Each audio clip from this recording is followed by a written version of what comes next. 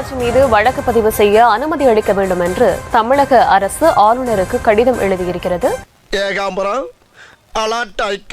அதிகாரிகளை அழைத்து பேசி ஆய்வுக் கூட்டங்களை நடத்தி அது சம்பந்தமான நடவடிக்கைகளை விரைந்து எடுக்க வேண்டும். அதை விட்டுவிட்டு அதற்கு மாறாக ஏதோ தவறுகள் நடந்ததை போல ஒரு தோற்றத்தை உருவாக்குவதும், ஏதோ ஹார்ட் டிஸ்க் காணாம போச்சு, ஹார்ட் டிஸ்க் காணாம போனா யார் வேணாலும் நடவடிக்கை எடுக்கலாம்ல.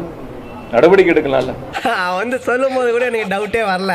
ஆனா சமாளிக்கிற நீ ஒன்னு கேவலமா பண்ண பத்தியா, அங்கதான் கன்ஃபார்ம் பண்ண நீ தான் பண்ற. யார் சம்பந்தப்பட்டவங்க இருக்காங்க, எந்த செக்ஷன்ல காணாம போயிருக்கு, இதெல்லாம் நடவடிக்கை எடுக்க வேண்டியது அரசுடைய கடமை, சம்பந்தப்பட்ட துறையினுடைய அமைச்சருடைய கடமை, சம்பந்தப்பட்ட அதிகாரிகளுடைய கடமை. அவரே சொல்றாரா? Very good, very good, brilliant. Kamal reels மூலமாக வந்தாச்சு இந்த தாவேக்கா ஆட்சி. அரசு அமைந்த பிறகும் அதையே முயற்சி எடுக்கின்றார்கள். தொழில் முதலீட்டுக்காக இருக்கட்டும், மற்ற நிகழ்வுகளுக்காக இருக்கட்டும், அதே ரீல்ஸ் பயணத்தை தான் முன்னெடுக்கிறாங்க. இது ரியல் ஆட்சி இல்லை, ரீல்ஸ் ஆட்சி தான். நிச்சயமா மக்கள் இப்போ உணர்ந்திருக்கிறாங்க, இன்னும் போக போக முழுமையா உணர்வாங்க. எல்லாம் எங்களுக்கு தெரியும், வேலையை மட்டும் மாத்திட்டு மூடிட்டு போட அப்படின்னு சொல்றதுக்கு ஒரு நிமிஷம் ஆகுதுண்ணா. ஆனா உன்னை பார்த்து அப்படி சொல்லணும்னு தோணலண்ணா. அதான பார்த்தேன்.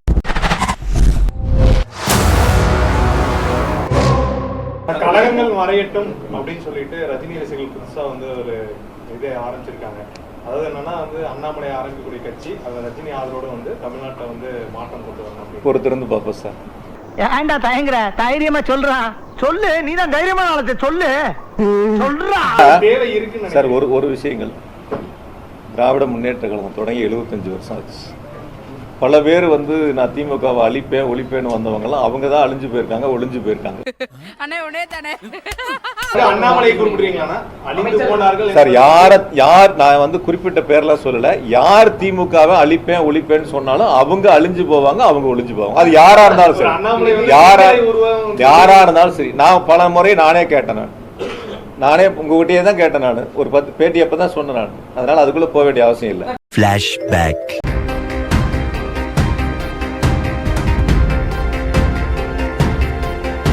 அதெல்லாம் கண்ணு முன்னால வந்து போமா இல்லையா?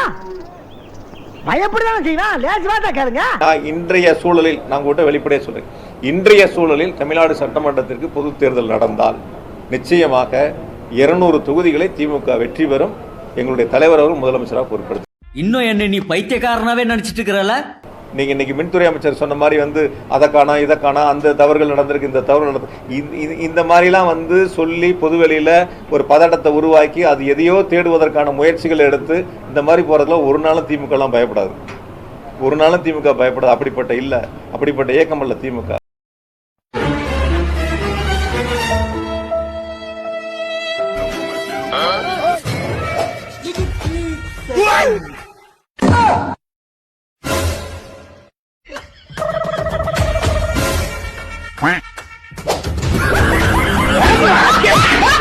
மிஸ்ஸாவை கண்டு பயப்படாத அஞ்சாத ஒரு இயக்கம் திமுக. திமுகவில் இருக்கிறவங்க எல்லாம் ஜெயிலை கண்டு பயந்தது கிடையாது, ஒரு நாளும் பயப்பட போறதும் கிடையாது. எவனும் அடிக்க முடியாது, ஞாபகம் வச்சுக்க. உன்னால கூட அடிக்க முடியாது, நான் திருப்பி அடிச்சா தாங்க முடியாது உன்னால.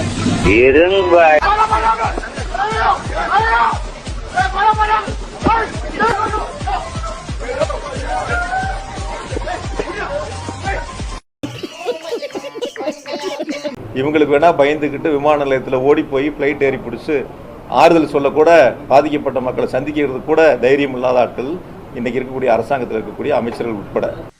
என்னடே அவன் இன்னும் திருந்தல மாமா. மேடையில நேத்து எப்படி சத்யராஜ் அழுதாரு, அது தனி டிபார்ட்மெண்ட், அது வேற ஒரு நிகழ்ச்சி. இன்னொரு பக்கம் இன்னொரு நிகழ்ச்சி. அது என்ன நிகழ்ச்சினா கருணாநிதி அவர்களுடைய பிறந்தநாள் நிகழ்ச்சி. இவ்வளவு ரணகலத்திலையும் உனக்கு ஒரு கிளுகிழுப்பு கேக்குது இல்ல? இந்த ரணகலத்திலையும் உனக்கு ஒரு கிளுகிழுப்பு கேக்குது. அங்க ஐயா ஸ்டாலின் அவர்கள் அழுதுட்டு இருக்கிறாரு. இப்ப கருணாநிதி அவர்களுக்கு பிறந்த நாள் ரொம்ப முக்கியமா அப்படின்லாம் கேட்க முடியாது, கொண்டாடித்தான் ஆகணும். ஆமா, புரோட்டோகால். இது திமுகவுடைய புரோட்டோகால். சும்மாலாம் நோண்ட கூடாது ப்ரோ. கொண்டாடுறாங்க.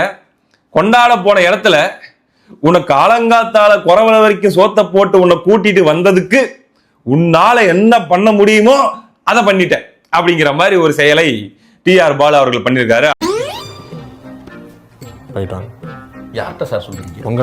அவங்க தவறு செய்யறதுக்கு அலோ பண்ணணும். என்ன தவறு செய்யறாங்க சுட்டி காட்டக்கூடாது, அது பாட்டு போயிட்டே இருக்கட்டும். எங்கேயாவது போய் கொடை சாகிற வரைக்கும் நீங்க பார்த்துட்டே இருக்கணும். நீங்க என்னன்னா முன்னாலே வான் பண்றீங்க, போர்வான் பண்ணக்கூடாது. என்ன தவறு நடக்கும் போது முன்னாலே விழுந்துட போறேன்னா காப்பாற்றணும். விழுந்துடணும். விழுந்து ஒட்டுமொத்தமாக அவர்கள் ஊரிடுகின்ற வரை நீங்க பேசாமல். ஆனா எவ்வளவு வன்மம் உள்ள இருக்குன்றத தெரியுதா இதுல இருந்து? எப்படா தெரியுற நீங்க? தாவேக்கா வந்து தப்பு பண்ற மாதிரி இருக்கும்போது நம்ம என்ன பண்ணிடுறோம்னா, தப்பு பண்றதுக்கு முன்னாடியே தப்பு பண்ற அப்படின்னு அலர்ட் பண்ணிடுறோம். விழ போறாங்கன்னும் போது நீ விழ போற அப்படின்னு சொல்லி நம்ம பேசிடுறோம்.